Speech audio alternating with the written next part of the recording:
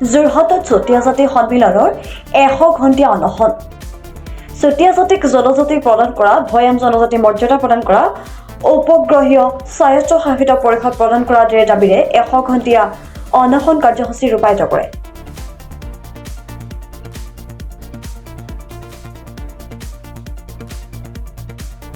হয়, অসমৰ আদিম ভূমিপুত্ৰ চুতীয়া জনগোষ্ঠীক আমি চুতীয়া জনগোষ্ঠীয়ে বিভিন্ন সময়ত আমাৰ যি ন্যায্য প্ৰাপ্তিৰ দাবীত আমি সংগ্ৰাম অব্যাহত ৰাখিছোঁ।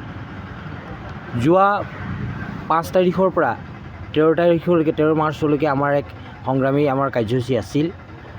আমি আশা ৰাখিছিলোঁ বৰ্তমানৰ শাসনাধিষ্ঠ চৰকাৰখনে অন্ততঃ আমাৰ যি মূল দাবী জনজাতিকৰণ আৰু উপগ্ৰহীয় স্বায়ত্তশাসন প্ৰদান, এই ক্ষেত্ৰত তেখেতসকলে আমাক কিবা ইতিবাচক সঁহাৰি আগবঢ়াব।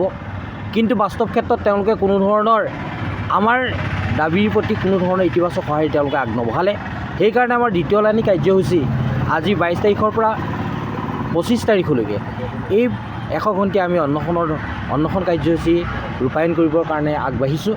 আৰু অনাগত সময়ত যদিহে ইয়াতো চৰকাৰখনে চুতীয়া জনগোষ্ঠীৰ প্ৰতি তেখেতসকলৰ ভাৱমূৰ্তি, আমাৰ যি দাবী ইতিবাচক সঁহাৰি, এই দাবীৰ প্ৰতি ইতিবাচক সঁহাৰি তেখেতসকলে নজনায়, ইয়াতকৈ জংগী আন্দোলন গঢ়ি তুলিবৰ কাৰণে চুতীয়া যুৱ সন্মিলনে অসমে বাধ্য হ'ব। বিজেপি চৰকাৰখন যেতিয়া 2014 চনত শাসনলৈ আহিছিলে তাৰ আগত কৈছিলে যে আপোনালোকক আমি বিভিন্ন সময়ত আমাৰ জনজাতিকৰণৰ যি প্ৰশ্ন, এই প্ৰশ্নটো আমি সজোৰেৰে উপস্থাপন কৰি আহিছোঁ। আপোনালোকে লক্ষ্য কৰিছে আমি গাঁওবোৰ বিচাৰি যাওঁ শীৰ্ষক এক কাৰ্যসূচীৰ জৰিয়তে অসমৰ বিভিন্ন প্ৰান্তত থকা শেষৰজন চুতীয়াৰ পৰ্যন্ত যাতে চৰকাৰখনে আমাক বঞ্চনা কৰিছে, আজি এই চৰকাৰখনে আমাক আমাৰ ন্যায্য প্ৰাপ্তিৰ ক্ষেত্ৰত কোনো ধৰণৰ ইতিবাচক সঁহাৰি জনোৱা নাই, এইখিনি কথা আমি অসমৰ শেষৰজন চুতীয়াৰ কাষলৈ লৈ যাবলৈ আমি চেষ্টা কৰিছোঁ। আৰু সেইকাৰণে এই যে তাৎক্ষণিকভাৱে আমি আশা ৰাখিম তেখেতসকলে আমাৰ এই আন্দোলনৰ প্ৰতি ইতিবাচক সঁহাৰি জনাব। কেতিয়াবা সংগ্ৰামটোতো আজি 1983 চনৰ পৰা আমি আৰম্ভ কৰি আছোঁ আৰু আমাৰ সংগ্ৰাম চলি আছে। আমি বিভিন্ন সময়ত আমাৰ এই দাবীবিলাক আমি লৈ আমি জনসাধাৰণৰ মাজলৈ গৈছোঁ। আমি জনসাধাৰণৰ পৰা যথেষ্ট সঁহাৰি পাইছোঁ। আমাৰ জনগোষ্ঠীয় ৰাইজো ওলাই আহিছে। আপোনালোকে লক্ষ্য কৰিছে যোৰহাটতে সিদিনা 7 তাৰিখৰ দিনাখনি আমাৰ ইয়াত ধৰ্ণা কাৰ্যসূচী হৈ গৈছে।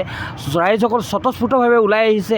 আমি এই ক্ষেত্ৰতো আমি সেইকাৰণে আমাৰ জনগোষ্ঠীয় ৰাইজৰ কাষলৈ আমাৰ যি বাৰ্তা, এই বাৰ্তা আমি প্ৰেৰণ কৰিছোঁ। মাৰ্চলৈ 100 ঘণ্টীয়া আমি অন্বেষণৰ কাৰ্যসূচী চুতীয়া যুৱ সন্মিলন অসমৰ উদ্যোগত গ্ৰহণ কৰিছোঁ। ইয়াৰ মূল কাৰণ হ'ল চুতীয়া জনগোষ্ঠীয়ে আজি দীৰ্ঘদিন ধৰি যি দাবী কৰি আহিছিল, সেই দাবীৰ প্ৰতি বৰ্তমানৰ চৰকাৰখনে কোনো ধৰণৰ সঁহাৰি জনোৱা নাই।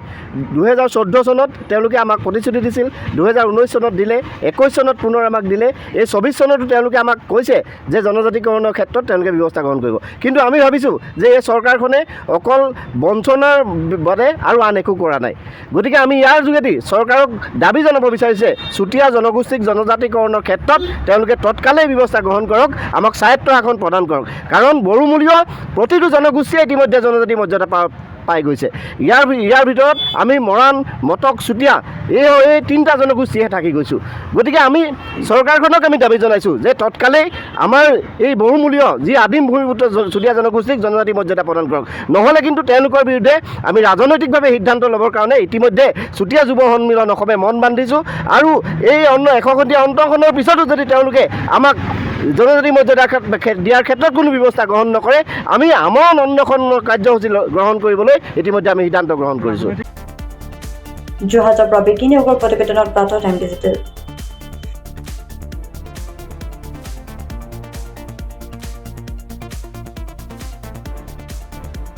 শদিয়াৰ পৰা ধুবুৰীলৈ, বৰাকৰ পৰা ব্ৰহ্মপুত্ৰলৈ সকলোৰে মাজত চিনাকি এটা নাম প্ৰাতঃ টাইম।